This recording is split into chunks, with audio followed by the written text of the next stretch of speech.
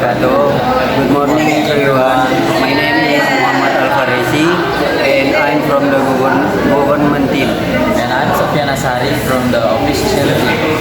In this debate, we will discuss the motion about this House will impose minimum educational qualification for politicians to be nominated for high government posts, include president, government officials, and Regent.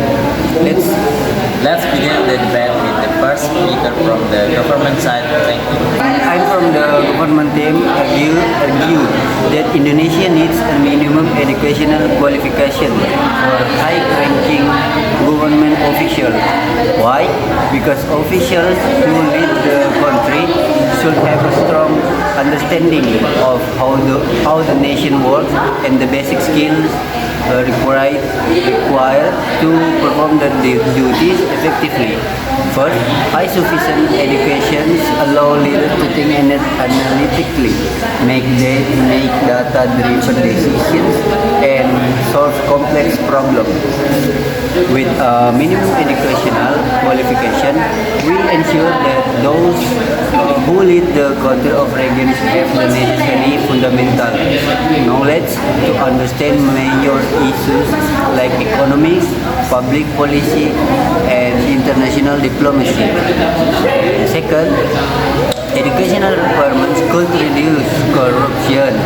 Many undereducated or poorly trained officials often exploit their positions for personal gain, neglecting ethics and integrity. With stricter educational requirements, we ensure that elected leaders are not only competent but also morally upright. Third, education provides communication skills which are essential for leaders. Having the ability to speak and formulate policies clearly allows leaders to connect with the public, explain policies, and listen to feedback. A minimum educational qualifications ensure that leaders can communicate effectively. And lastly, we want this country to be led by people who are capable of planning and implementing policies that move the nation forward. Educational qualifications are one way we ensure that those in power know what they are doing. Therefore, we propose a minimum educational requirement for high-ranking government officials. We believe this will lead the country towards a better future. I'm from the opposition team. Strongly disagree with the position of minimum education. Qualification for head government, was I believe the education is not the only indicator of a leader's ability. There are many other important qualities that must be considered, such as practical experience, intelligence, and the ability to with the work. Challenge personal individuals with higher education are good leaders.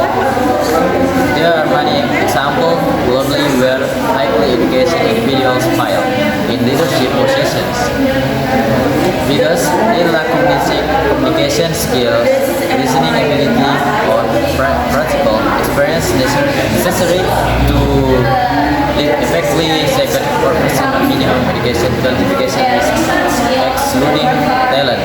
Individuals who may not have formal education, many successful leaders around the world did not have certificate but managed to bring significant change life. Experience and practical knowledge are often more important than degree. Third, we are concerned that this educational requirement will create inequality in leadership opportunities, especially in developing countries like Indonesia. Many people with leadership potential might not have access to higher education, and such requirement could mangle them. Lastly, I want to explain that leadership qualities are more than academic degree. A leader must have strong character, the ability to listen and understand the people. We believe that creating a minimum education required will not make Indonesia better if the direction for these reasons. We oppose this motion and believe that we should focus more on experience, intelligence, and leadership track record rather than just their education background.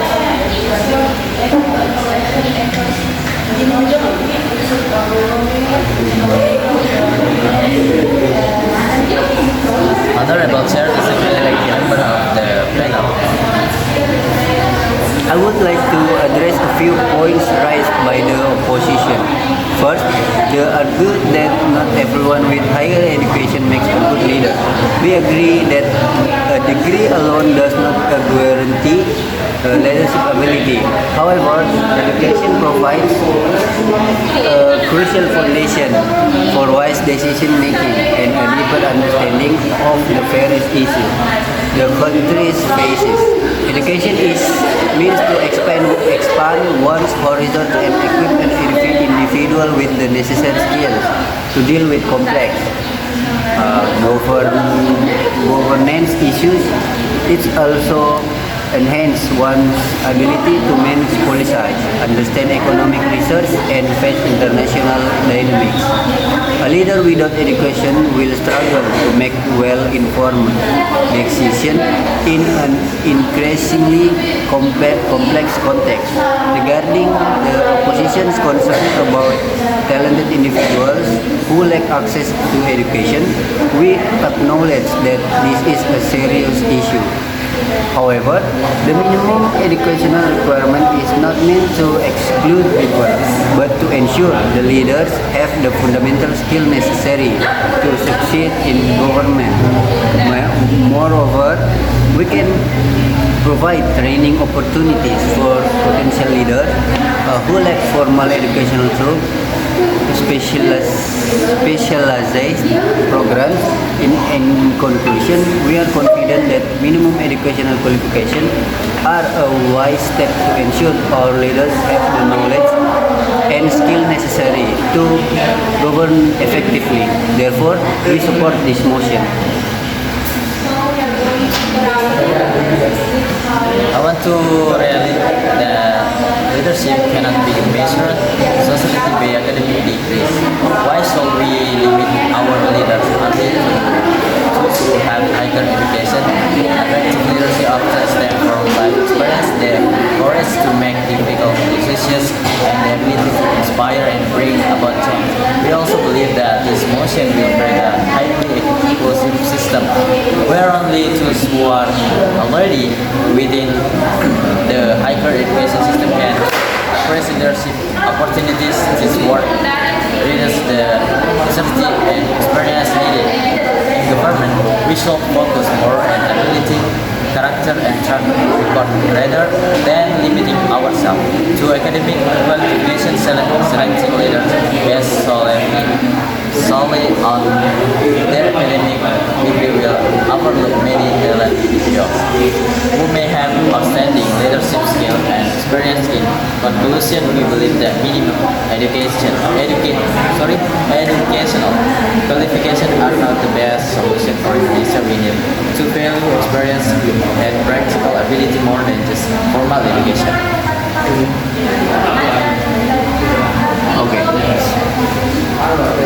In conclusion, we want to emphasize that minimum educational qualifications for high government officials are necessary to ensure that our leaders have the knowledge required to govern wisely. Education gives leaders the tools to understand larger issues and solve complex problems. Without a solid educational foundation, our leaders will struggle to manage the country and lead the people. A minimum educational requirement is not about excluding people who lack higher education, but ensuring that those in power have the essential skills necessary for effective governance. Therefore, we support this motion as an important step toward a better future for Indonesia.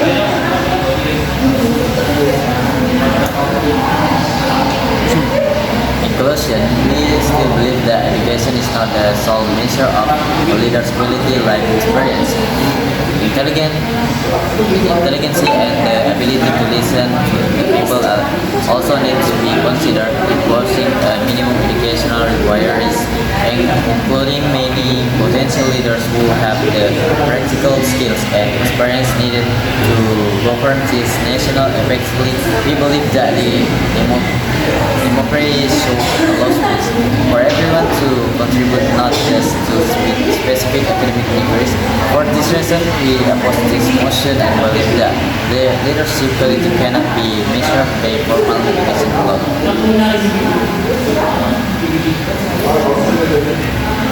Okay, that's all about the motion from us, and see you.